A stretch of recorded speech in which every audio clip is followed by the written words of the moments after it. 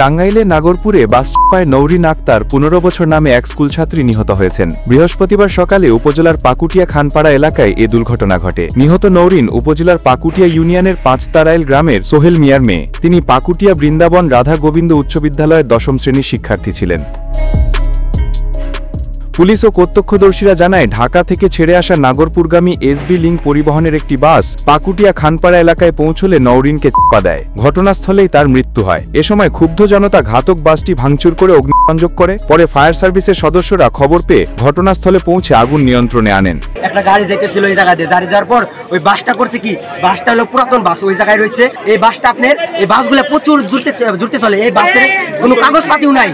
এই কাগজপাতি বাংলাদেশে যত অচল বাস আছে সব বাস এই পাকুটিয়া ঢাকা টু গাবতলী টু মামুদনগর এই রুটে চলে। বাসটা হচ্ছে ঘুষখোরদের বাস।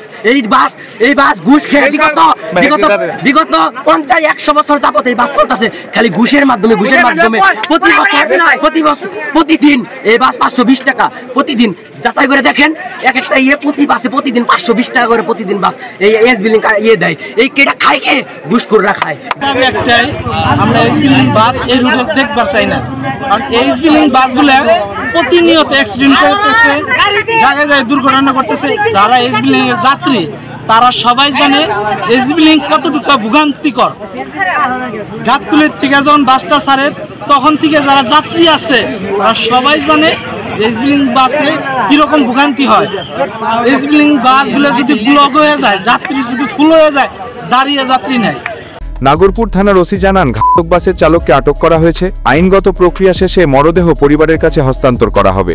নাগরপুর থেকে ঢাকাগামী একটা বাস পাকুটিয়া বিদ্যাবন উচ্চ বিদ্যালয়ের একজন ছাত্রী নৌরিন নাম, 10ম শ্রেণীর ছাত্রী, ও রাস্তাতে হাঁটে যেতেছিল তো বাস চাপা দেয়, এসবি লিংক বাস চাপা দেয়।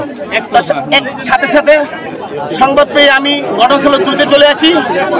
এই ব্যাপারে আমরা আইনগত কঠোর ব্যবস্থা নিচ্ছি এবং ড্রাইভার আটক আছে। সকলের কাছে আমার অনুরোধ এবং এখানকার স্কুল কলেজ সকল ছাত্রছাত্রী এবং স্থানীয় জনগণ তারা আমাকে সহযোগিতা করতেছে। সকলের সহযোগিতায় এটা যাতে আমি কঠোর পদক্ষেপ গ্রহণ করতে পারি এই আশাবাদ আমি সবার কাছে রাখি এবং এই আমার প্রত্যাশা।